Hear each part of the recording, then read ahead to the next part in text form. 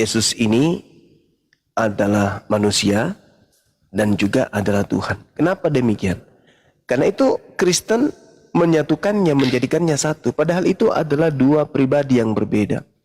Yesus sang penginjil dengan Yesus yang mengajarkan surat-surat Paulus itu berbeda. Nah, dari mana tolak ukurnya? Dalam Yohanes 17 nomor 8 itu aja dulu. Apa kata Yesus? Segala firman telah aku sampaikan. Berarti tak ada lagi firman setelahnya. Karena Yesus sudah menyampaikan segala firman tersebut. Dan mereka, muridnya, telah menerimanya. Paulus ada nggak di situ? Nggak ada. Masih ada nggak firman yang belum disampaikan? Nggak ada lagi. Tapi kemudian setelah Yesus ini terangkat ke langit, sesuai dengan pesan Yesus, waspadalah kepada penyesat yang datang kepadamu dengan memakai nama Yesus. Dan berkata, akulah Yesus. Waktunya sudah dekat, jangan kamu percaya. Nah, setelah Yesus ini mengatakan seperti itu, ternyata betul. Sepeninggal Yesus, benar-benar ada makhluk yang datang mengaku Yesus.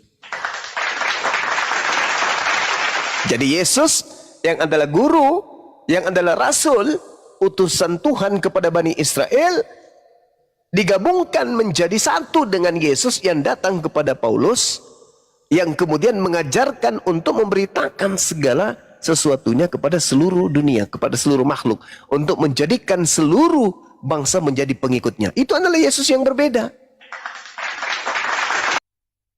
Seluruh bangsa, belum ada Injil, belum ada firman yang Yesus sampaikan kepada pengikutnya.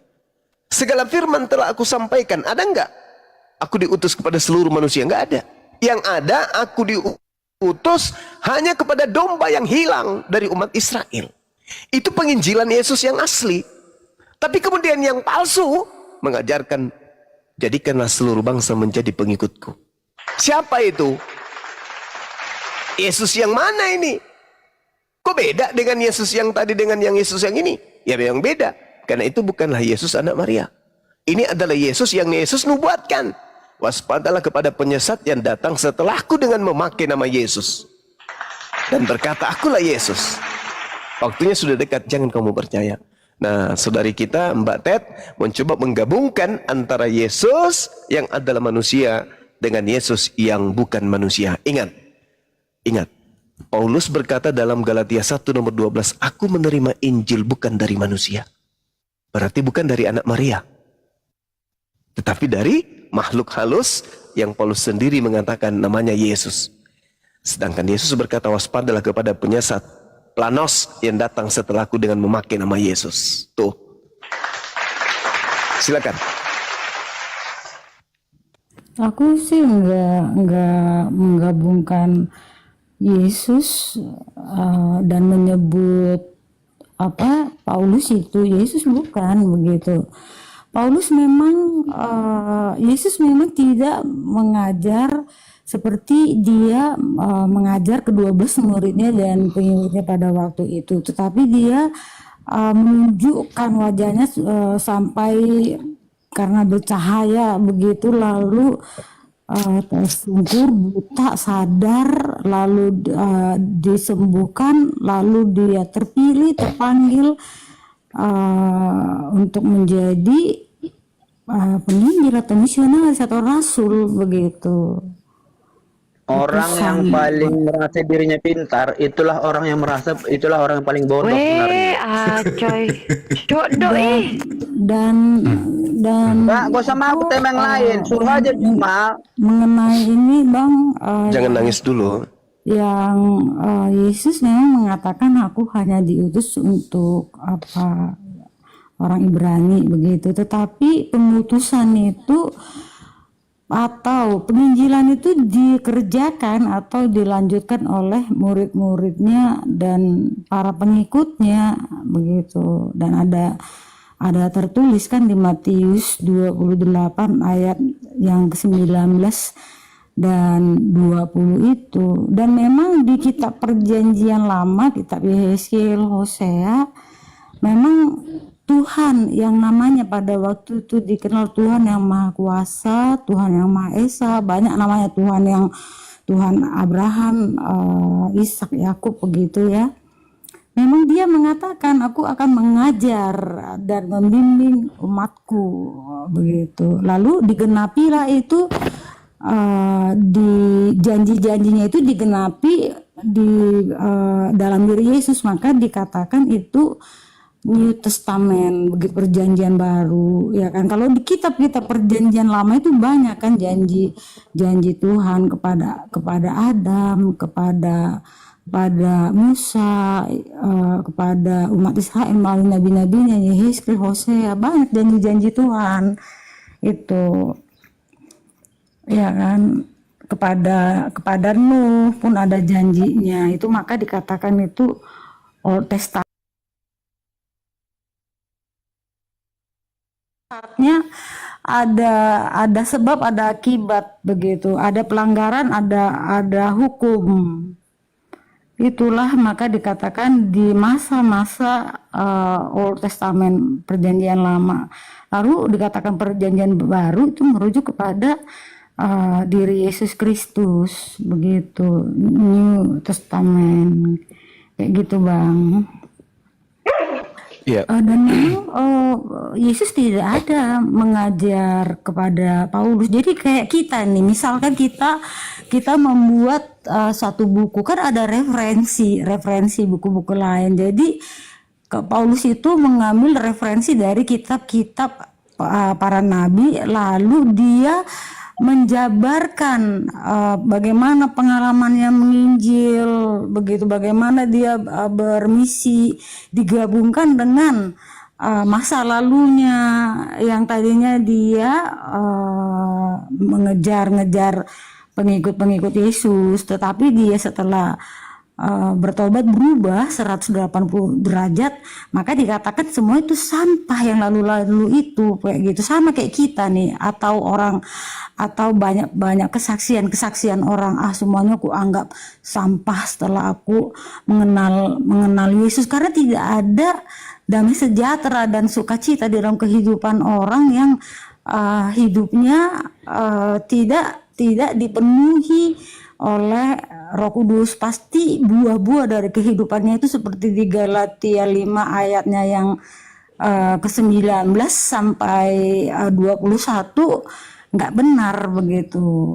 Nah, tetapi ketika dia sudah menjadi milik Kristus, dia menerima Kristus dalam hidupnya dan mengasihi dan melakukan semua firman-Nya, buah-buahnya pun terlihat. Tidak ada lagi perbuatan jahat ketika seseorang sudah menerima Allah atau menyebut Tuhan di dalam hatinya, itu segala dosa udah hilang Bang, udah nggak berlaku begitu, nggak akan ada lagi hasrat untuk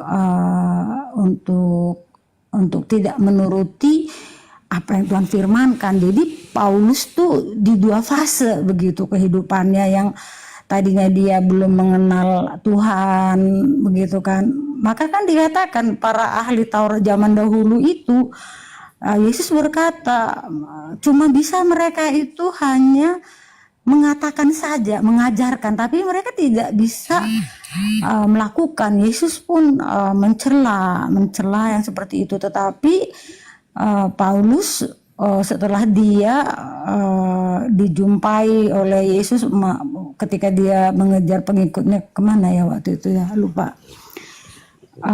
Dia berubah, langsung putar haluan 180 derajat. Maka dia orang Bang, kalau udah dipenuhi Roh Kudus Bang, wah itu udah menyala, on fire begitu. Rasanya ingin nggak mau diam berbicara tentang firman Tuhan begini begitu, kayak studi banding dari masa lalu, masa sekarang dan yang akan datang, kayak gitu Bang.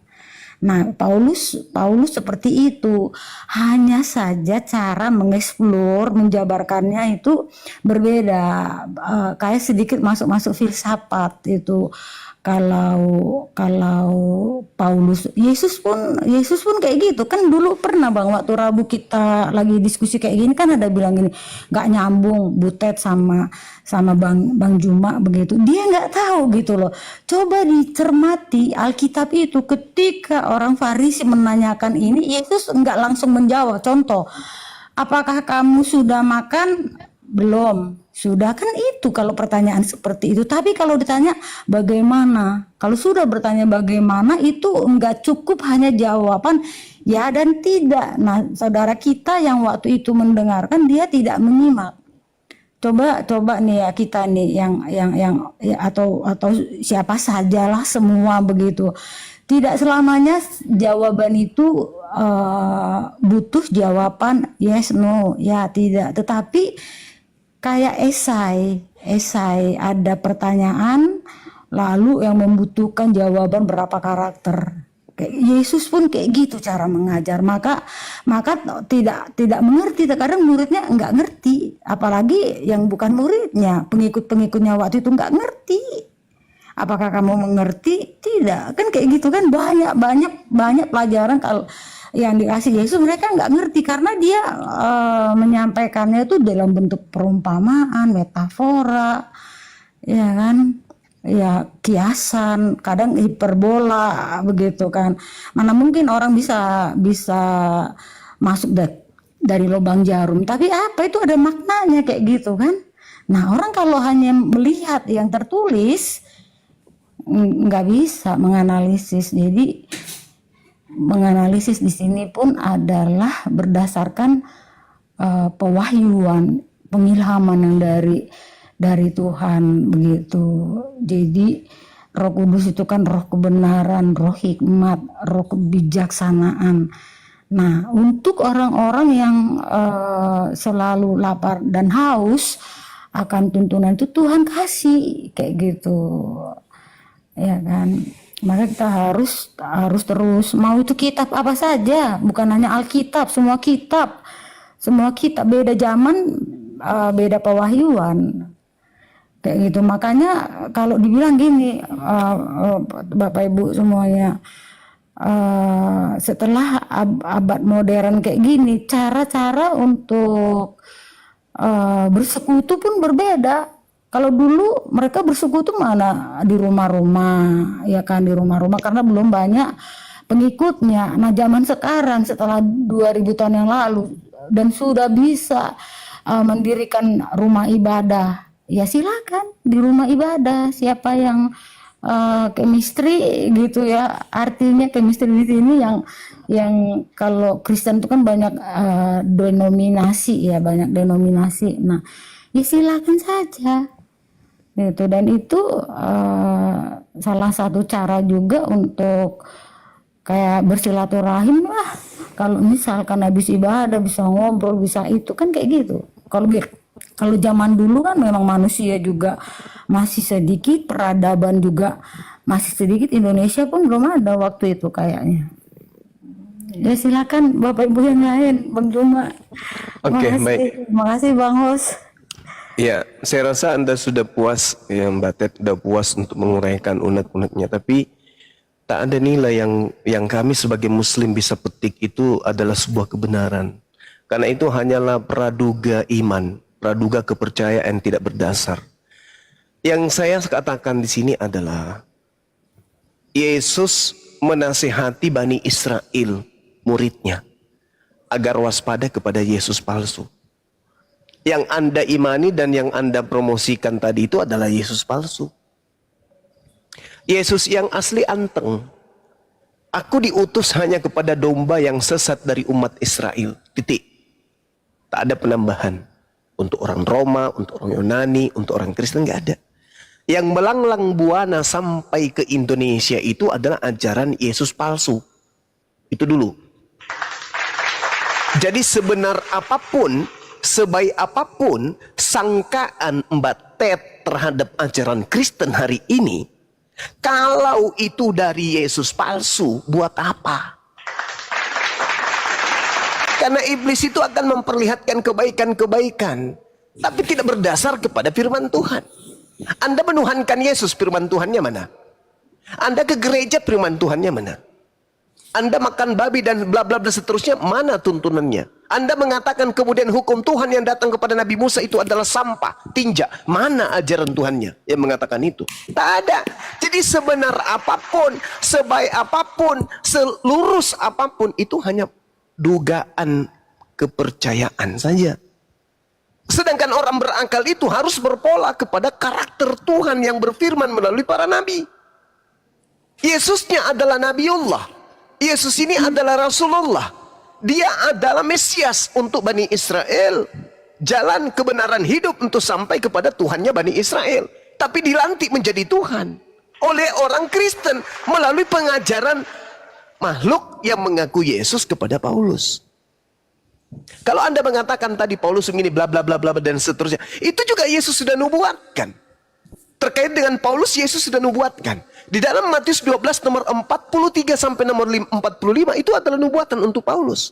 Apabila roh jahat iblis keluar dari Paulus, maka roh jahat ini membara kemudian keluar untuk mencari pemberhentian.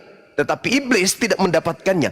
Lalu ia kembali dan berkata, aku akan kembali ke Paulus yang kutinggalkan itu. Paulus bertobat. Lalu kemudian setelah dia kembali menemukan Paulus di padang gurun, lalu ia keluar dan mengajak 7 iblis lain yang lebih jahat daripadanya. Dan mereka masuk berdiam di tubuh Paulus. Maka akhirnya keadaan Paulus jauh lebih buruk daripada keadaan semula. Demikianlah juga akan berlaku atas angkatan jahat ini. Siapa angkatan jahat? Orang Farisi. Di mana tertulis Matius 12 nomor 15. Sorry. Matius 15 nomor 38. Di situ dikatakan bahwa angkatan jahat itu adalah orang Farisi. Paulus bertobat. Setelah bertobat, ketika Paulus melakukan kemaksiatan, menganiaya murid-murid Yesus, dia tidak pernah mengajarkan bahwa hukum Taurat itu adalah tinja, skubalon, atau sampah. Tidak pernah. Ketika dia membunuh, menganiaya, menzolimi, memenjarakan murid-murid Yesus, Paulus tidak pernah mengatakan itu. Dan tidak pernah kemudian mengajak manusia menyembah kepada manusia lain.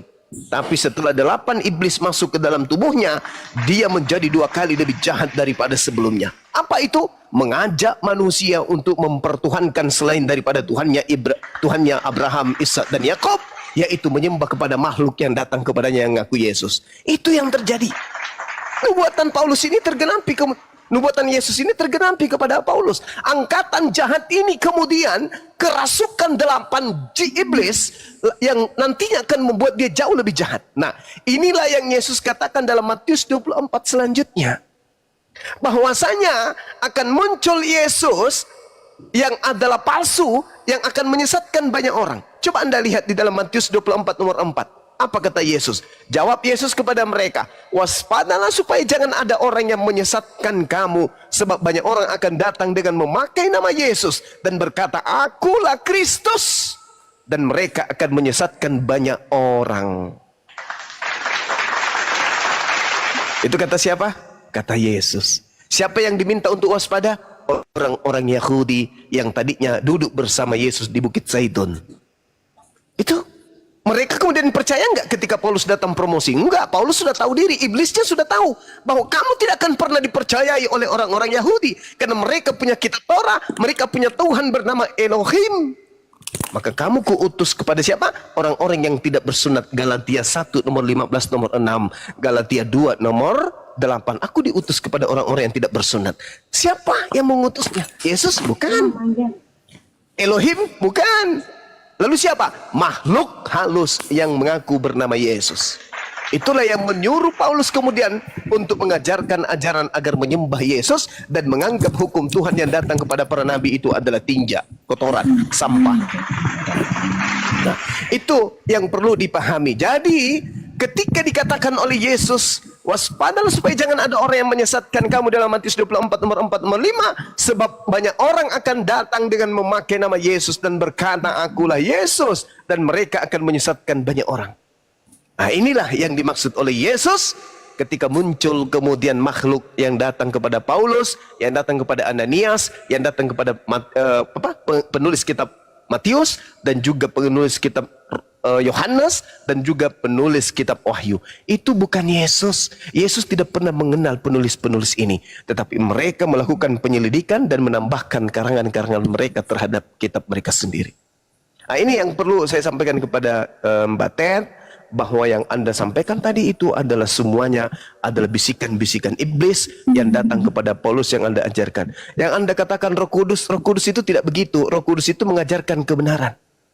Roh Kudus itu membimbing manusia kepada kebenaran, dan kebenarannya itu termaktub dalam sebuah kitab. Bukan bisikan-bisikan yang datang kepada otak kita, bukan. Bukan itu bukan Roh Kudus itu. Roh Kudus membimbing manusia untuk menuju kepada jalan yang betul, bukan menuju kepada neraka, yaitu menyembah kepada makhluk yang datang kepada Paulus. Demikian.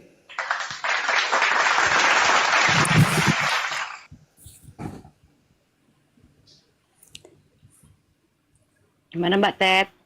Iya, aku nggak bisa lihat mic, suaraku kedengaran nggak? Kedengaran. Oh, ya baik. Saya tuh mau menjawab satu aja dulu ya, yang tadi Ya, silakan. bahwa di mana ayatnya yang bisa makan apa aja begitu, ya kan? Sebenarnya sejak manusia diciptakan. Maksudnya? Tadi kan abang bilang di mana diajarkan manusia itu makan babi ini itu. 1 Korintus 6 nomor 12. Bukan bang, jadi di Genesis Kejadian 1 ayat 28 itu sebenarnya Allah sudah memberkati Adam dan Hawa agar mereka memakan apa saja bisa. Aku baca ya, izin ya. Allah memberkati mereka, lalu Allah berfirman kepada mereka, beranak cuculah dan bertambah banyak, penuhilah bumi dan taklukkanlah itu. Berkuasalah atas ikan-ikan di laut dan burung-burung di udara, dan atas segala binatang yang merayap di bumi. Kalau sudah dikatakan segala, berarti semua, ya kan? Sejenak ketika aku membaca ayat ini, oh iya betul, tapi kenapa ada lagi di kitab-kitab imamat ada makanan yang haram, ada makanan yang halal begitu. Nah, disinilah kita lebih bijaksana lagi memahami kalau sampai pada kitab Perjanjian Baru ya, di New Testament sampai kepada Yesus begitu. Nah, di kitab Matius 15 itu kan bukan apa yang masuk ke dalam mulut kita ini yang haram, tetapi itu apa yang kita makan, maksudnya ke perut lalu ke jamban begitu. Tapi Tuhan yang katakan apa yang masuk atau yang keluar dari hati kamu itulah yang haram, seperti hati yang mau menyakiti orang lain, hati yang mau memikirkan yang tidak baik terhadap orang lain, itulah yang haram, yang najis begitu. Tentang makanan pun bukan makanan yang masuk ke dalam perut kita ini, tetapi di ayat lain dikatakan apakah itu perlu. Nah, di situ lagi, jadi ya harus hati-hati bacanya gitu. Bagaimana tidak ada pakem yang langsung kayak tidak iya tidak.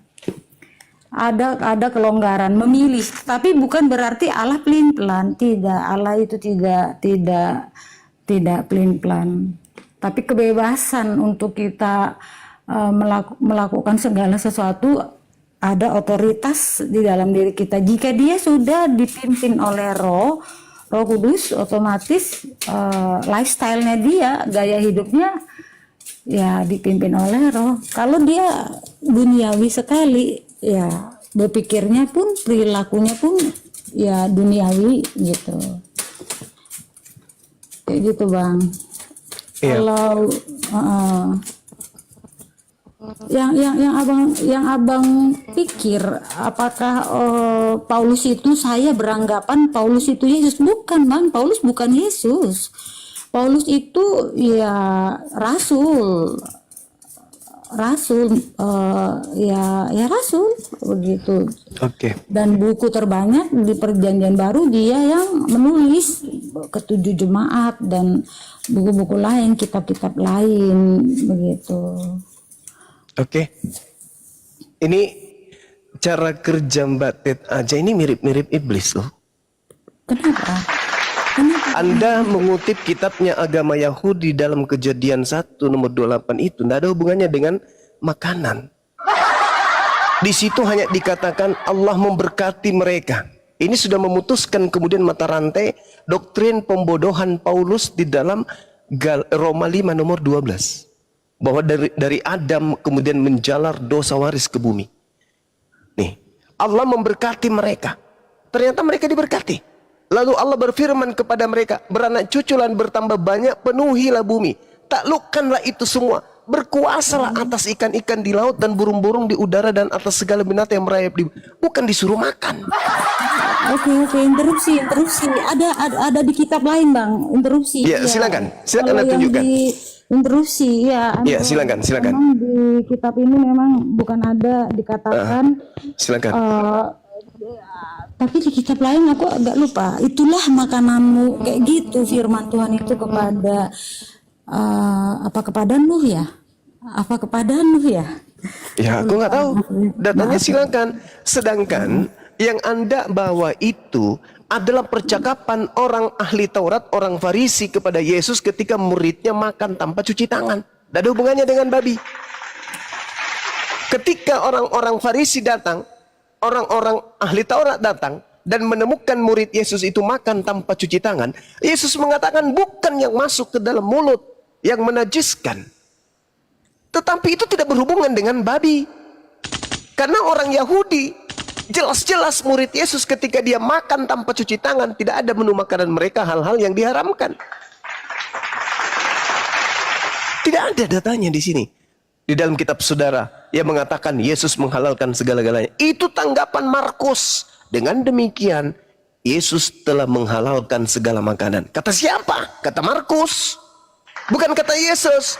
Ketika Anda membaca Matius 15:1 perikop, itu hanya berbincang antara orang Farisi dan ahli Taurat dengan Yesus terkait dengan cuci tangan dan tidak cuci tangan.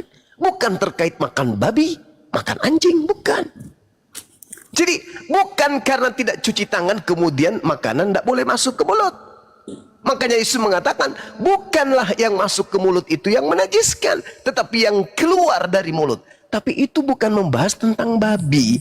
Ini sedang membahas tentang membasuh tangan atau mencuci tangan sebelum makan.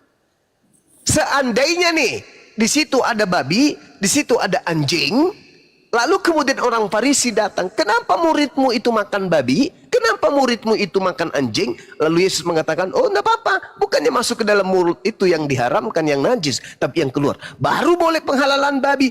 Ini masalahnya hanya masalah cuci tangan dan tidak cuci tangan. Coba Anda baca. Kemudian datanglah beberapa orang Farisi, ahli Taurat dari Yerusalem kepada Yesus dan berkata kepada Yesus, mengapa murid-muridmu melanggar adat istiadat nenek moyang kita? Apa itu? Mereka tidak mencuci tangan sebelum makan. Tuh. Berarti yang najis bukan masuk dalam mulut, ini terkait dengan bakteri kuman yang dipakai makan dengan tidak mencuci tangan. Bukan masalah babi. Gak ada hubungannya dengan babi. Tapi karena orang Roma, orang Yunani, makanan kegemarannya adalah babi, maka Paulus mencoba untuk memanfaatkan kondisi itu. Menghujat dan kemudian memaki hukum Tuhan demi untuk mendapatkan pengikut, yaitu Roma dan Yunani. Makanya saya katakan bahwa yang datang kepada Paulus itu adalah Yesus. Bukan saya katakan Paulus itu Yesus, enggak. Yang datang kepada Paulus itu adalah Yesus. Tapi Yesus palsu. Tolong dipahami ini. Yang datang kepada Paulus itu Yesus memang. Tapi Yesus yang bukan anak Maria. Tapi Yesus palsu. Yang Yesus nubuatkan di dalam Lukas 21 nomor 8, Matius 24 nomor 4, nomor 5, nomor 23, nomor 24, nomor 25, 26. Itu Yesus sudah menubuatkan akan datangnya Yesus palsu yang menyesatkan banyak orang. Yesus palsu ini datang kepada siapa? Kepada Paulus. Paulus ini adalah rasul dari Yesus. Yesus yang mana? Yesus yang palsu. Pengikutnya Kristen. Makanya dalam Matius 7, 22, 23 diusir pengikutnya Yesus palsu ini. Ketika pengikut Yesus palsu ini datang kepada Yesus yang asli, Bukankah kami bernubuat pakai namamu? Bukankah kami mengusir setan pakai namamu? Bukankah kami bermujizat pakai namamu? Yesus yang asli mengatakan apa? Aku tidak mengenal kalian. Enyahlah daripadaku, kalian adalah semua pembuat kejahatan. Itu kata Yesus yang asli. Karena memang Yesus yang asli tidak pernah mengajarkan kekristenan. Yang mengajarkan kekristenan itu adalah Paulus. Paulus dapat informasi dari mana ajarannya? Dari makhluk goib, makhluk halus yang mengaku Yesus. Di mana tertulis? Kisah Para Rasul 22, Kisah Para Rasul 9. Ada makhluk yang datang mengaku, akulah Yesus. Itulah. Dari sanalah sumbernya pengajaran Yesus 13 buku itu. Dari Yesus yang KW, yang adalah makhluk halus, yang telah diberi kuasa baik di langit maupun di bumi. Itulah iblis. Makanya ketika Yesus dicobai oleh iblis, di dalam Matius 4, di sana sangat jelas iblisnya berkata apa? Apa yang dikatakan oleh iblis kepada Yesus? Jika kamu mengikuti kehendakku Yesus, maka aku akan memberikan apa yang engkau mau Yesus, sebab kuasa langit dan bumi sudah ada di tanganku. Itu dikatakan kemudian. Sehingga ketika iblisnya ini tidak berhasil kemudian mencobai Yesus, iblisnya kemudian mundur. Lalu iblisnya mencari kesempatan yang tepat untuk kemudian datang lagi untuk menyesatkan manusia. Ini yang terjadi. Sehingga ketika Anda melihat aspek pengajaran Yesus yang adalah rasul dan aspek pengajaran Yesus yang adalah Mesias palsu yang datang kepada Paulus, pasti berbeda. Pasti berbeda. Coba ya, Yesus mengatakan bahwasanya lebih mudah langit dan bumi lenyap daripada setitik hukum Taurat itu batal. Itu kata Yesus. Matius 5 nomor 19, barang siapa yang meniadakan hukum Taurat meskipun yang paling terkecil dan mengajarkan kepada orang lain, maka dia akan menempati tempat terhina di dalam kerajaan surga alias neraka. Itu kata Yesus. Tapi Paulus mengatakan apa? Hukum Taurat itu sampah. Hukum Taurat itu tidak ada gunanya, tidak ada orang dibenarkan karena melakukan hukum Taurat. Itu kata siapa? Kata Paulus. Siapa yang ngajarkan? Yesus palsu. Seperti itu. Silakan. Jangan Anda mengatakan bahwa Paulusnya itu Yesus. Bukan. Paulus itu nabi. Yes, Paulus itu rasul. Rasulnya Yesus. Tapi Yesus palsu. Bukan Yesus yang manusia. Yesus yang manusia tidak mengenal Yesus, tidak mengenal Paulus. Tapi Yesus yang adalah roh itu mengenal Paulus, bahkan dialah yang mengutus Paulus. Silakan. Aku balik bertanya, di mana tertulis apa yang Bang Zuma sampaikan bahwa Paulus mengatakan hukum Taurat itu sampah? Aku belum pernah baca itu. Filipi 3.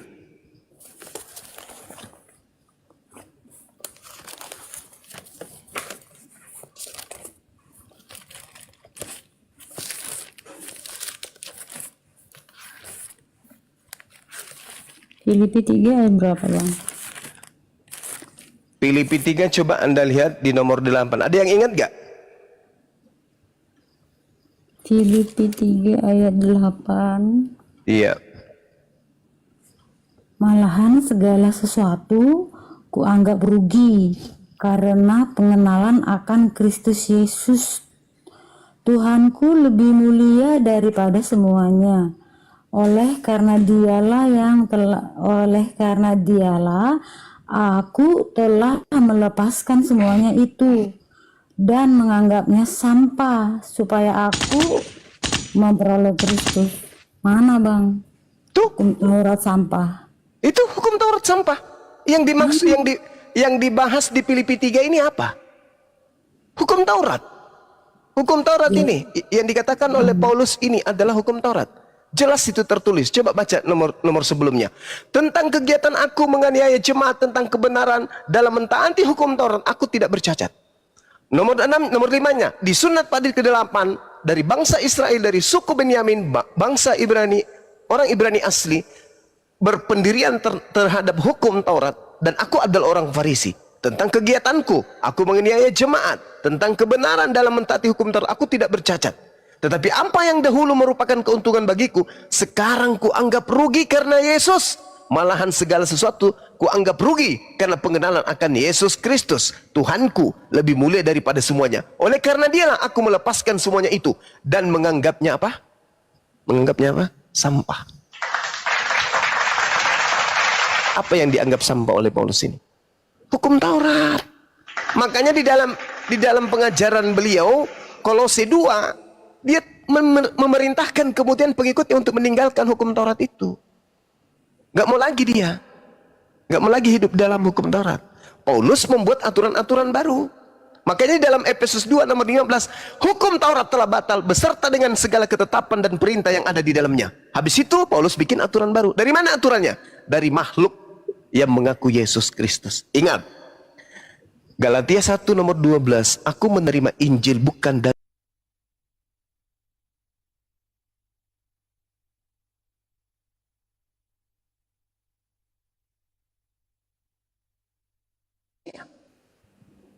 sedangkan Paulus menerima bukan dari manusia, tapi menerimanya dari Yesus Kristus.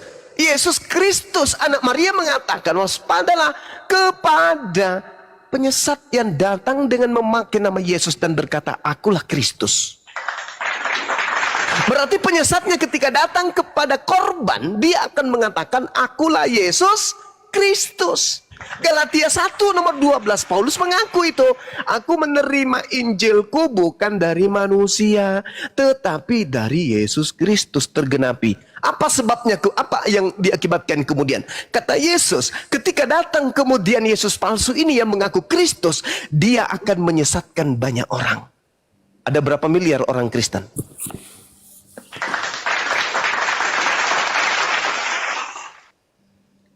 Itu. Tapi, mohon maaf. Orang yang kena tipu, nah orang yang sedang tertipu, itu tidak akan pernah sadar Ini kalau dulu dia sedang Pak, ya. ditipu. Ini dulu.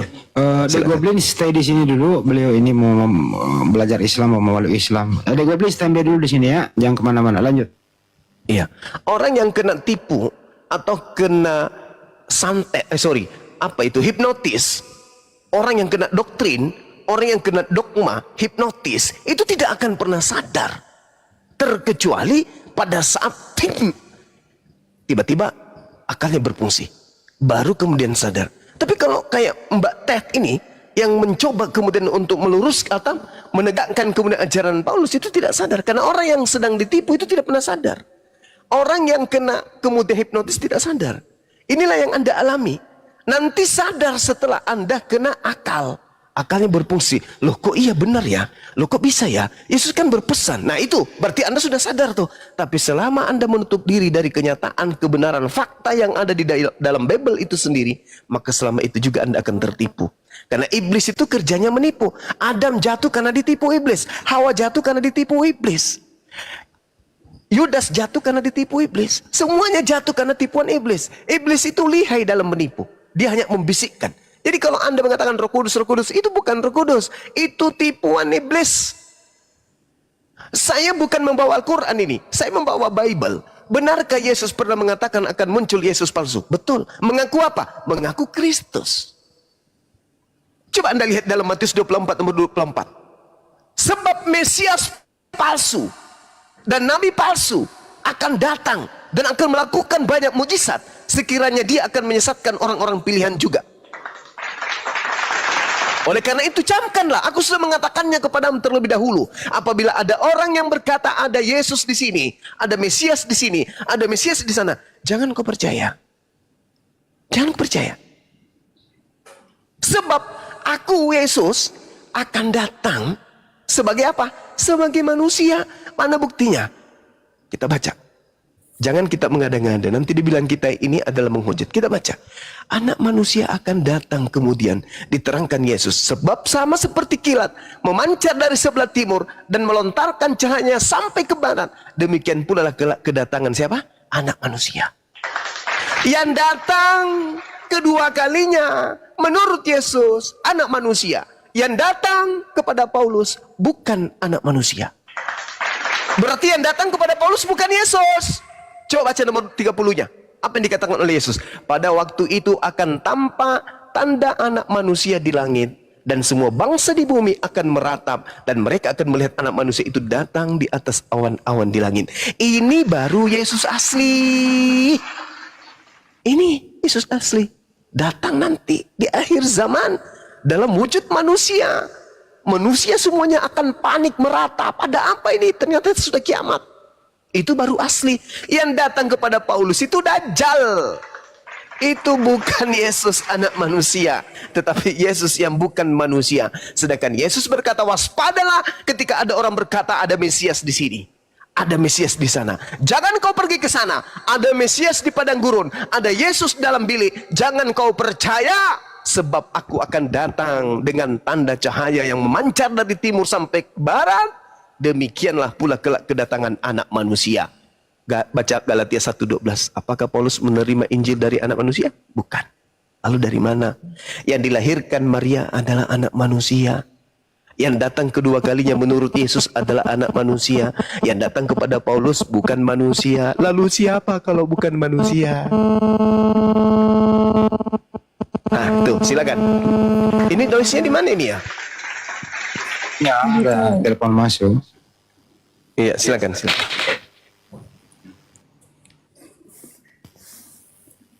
Aku nggak ada mau nanggapi, yang lain aja dulu. Iya. Bingung soalnya. Iya. Terima kasih.